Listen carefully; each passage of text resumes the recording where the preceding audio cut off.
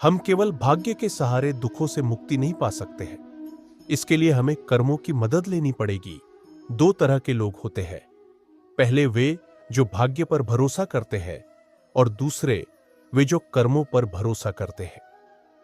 श्रीमद् भगवद गीता में श्री कृष्ण ने अर्जुन को कर्म करते रहने का संदेश दिया है, यानी कर्म ज्यादा महत्वपूर्ण है।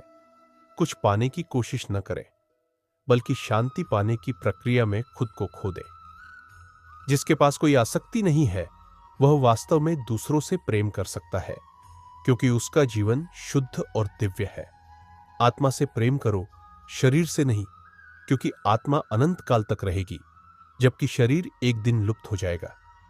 शांति श्री कृष्ण इस श्लोक में बताते हैं कि इस संसार में जो भी होता है वह उनसे ही होता है। जीवन में कई बार ऐसी परिस्थितियां और अनुभव आ जाते हैं जिस पर हमारा कोई नियंत्रण नहीं होता है। हम भले सच्चे मन से पूरी मेहनत से कर्म करें, फिर भी हमें जो चाहिए वह मिलता नहीं है। भगवद गीता में भगवान कृष्ण कहते हैं, अहम सर्वस्य प्रभो मत्तः सर्वम परवर्तते इति मत्वा भजन्ते मम बुद्धा भव समानिवतः। जीवन में बहुत सारी चीजें हमारे हाथ के बाहर होती हैं। कभी कभी हम पूरी मेहनत से सही कर्म करते हैं, मगर हमें उसका फल नहीं मिलता है, या कभी कभी हमारे साथ कुछ ऐसी घटना हो जाती है जिसके बारे में हमने सोचा भी नहीं था। ऐसे में हमें लगने लगता है हमारे साथ अन्याय हो रहा है, या फिर हमें जीवन कठिन और क्रूर लगने लगता है। श्री कृष्ण इस श्लोक में बताते हैं कि इस संसार में जो भी होता है वह उनसे ही होता है। जीवन में कई बार ऐसी परिस्थितियां और अनुभव आ जाते हैं जिस पर हमारा कोई नियंत्रण नहीं होता है। हम भले सच्चे मन से पूरी मेहनत से कर्म करें, फिर भी हमें जो चाहिए वह मिलता नहीं है। कभी कभी तो फल की जगह दंड ही मिल जाता है। हम सब के साथ कभी ना कभी ऐसा होता है, और हम सब सोचते हैं कि ऐसा क्यों हो रहा है। श्री कृष्ण अच्छे लोगों की परीक्षा बहुत लेते हैं, परंतु कभी उनका साथ नहीं छोड़ते, और बुरे लोगों को कृष्ण बहुत कुछ देते हैं, परंतु उनका कभी साथ नहीं देते। अगर आप अपने अतीत को याद करके परेशान रहते हैं, तो आप कभी भी कामयाब नहीं बन सकते। इस जीवन में जब कोई आपके बारे में बुरा कहे तो परेशान नहीं होना चाहिए, क्योंकि उनको आपको महत्व देने का कोई और तरीका नहीं आता। जीवन में दो लोगों का होना बहुत जरूरी होता है।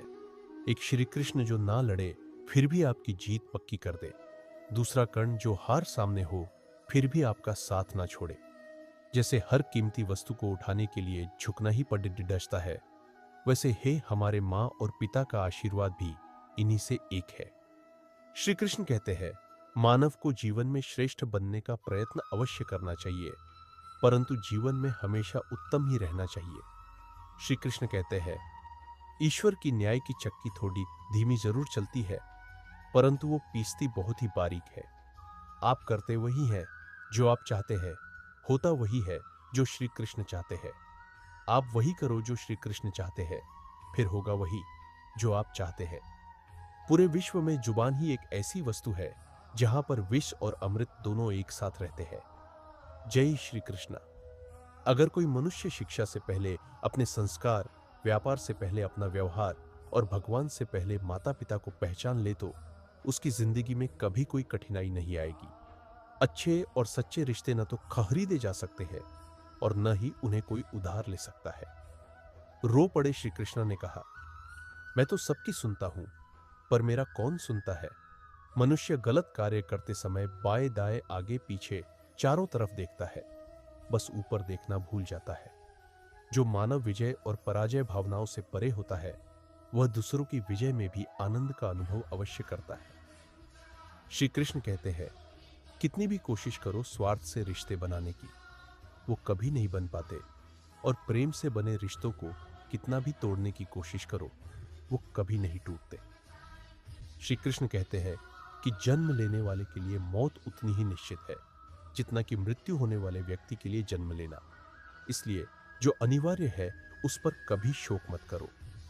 श्री कृष्ण कहते हैं कि हमें कभी उस मनुष्य पर भरोसा नहीं करना चाहिए जो वक्त के साथ अपना स्वभाव बदल लेता है। श्री कृष्ण कहते हैं कि हर किसी के अंदर अपनी ताकत और अपनी कमजोरी होती है।